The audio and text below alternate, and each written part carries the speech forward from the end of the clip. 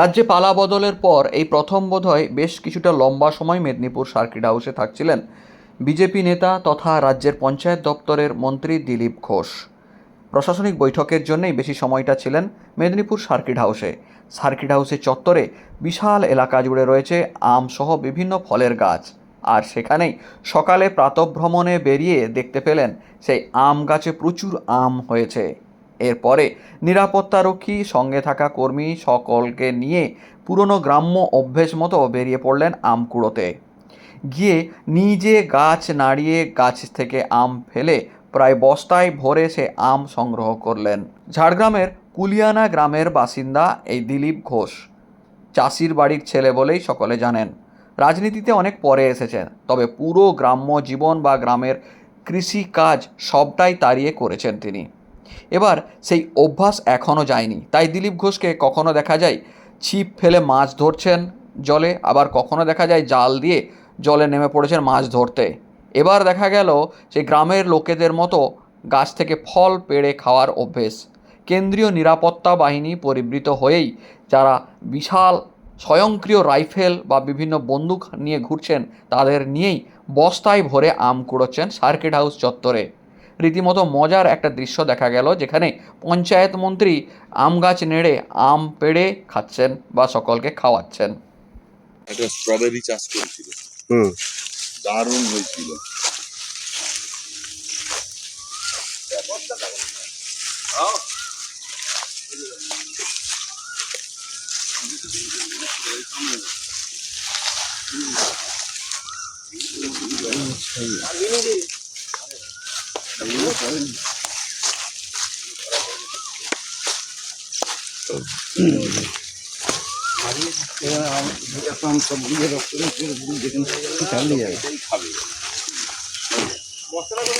এই তো বস্তা, কিন্তু আরো বস্তা ব্যবস্থা।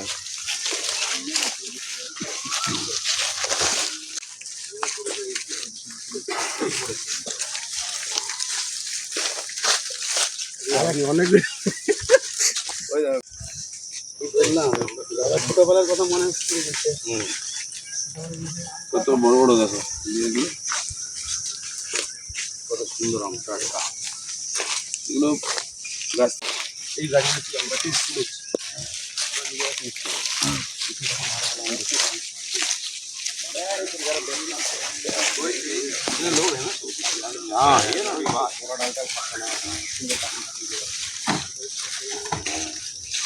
আমরা ভর্তি করো।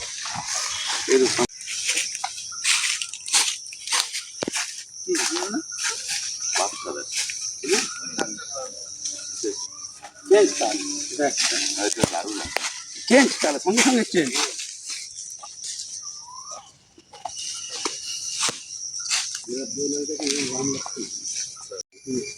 এটা ওইটা, হ্যাঁ হ্যাঁ,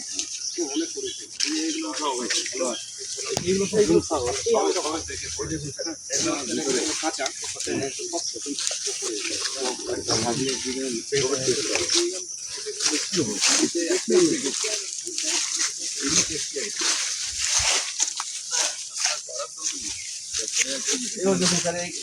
তাজা একদম পাড়ে মানে পড়ে গেছে সব।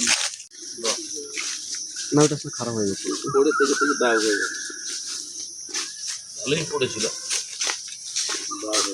ওই যে বড় বড় পড়ে থেকে থেকে খারাপ হয়ে গেছে। আমি পুরো ছোটবেলার কথা মনে বছর পর সত্যি কথা বলছি, খবর হলে তখন আর সকালে কেউ আর বাড়িতে থাকতো না। ব্যাগ ভর্তি হয়ে গেল, দেখো একটা করে কোড়াতেই আর কোড়াতে পারি।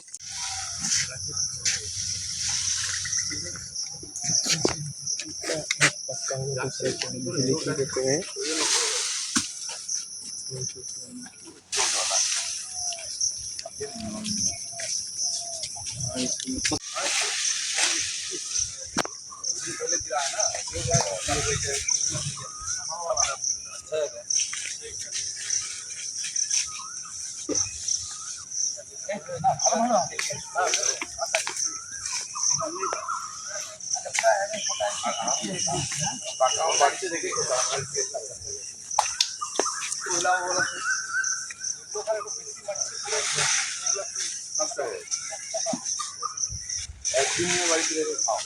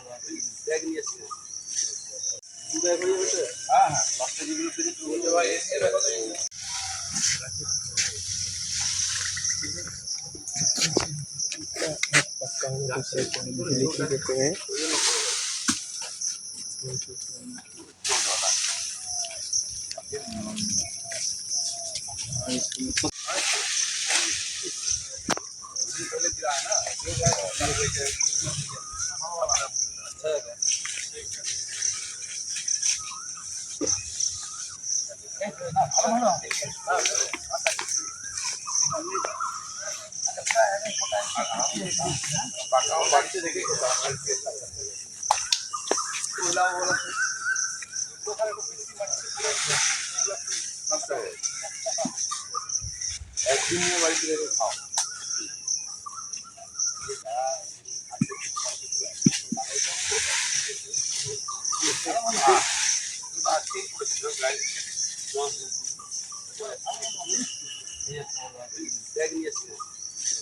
একটা স্ট্রবেরি চাষ করেছিল, দারুণ হয়েছিল।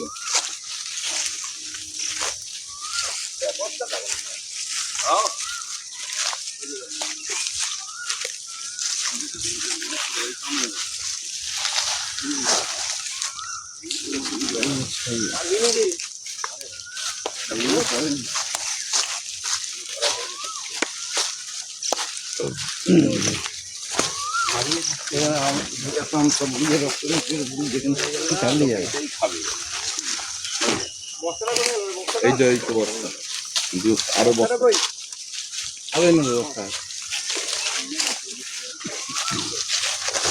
একটা স্ট্রবেরি চাষ করেছিল, দারুণ হয়েছিল।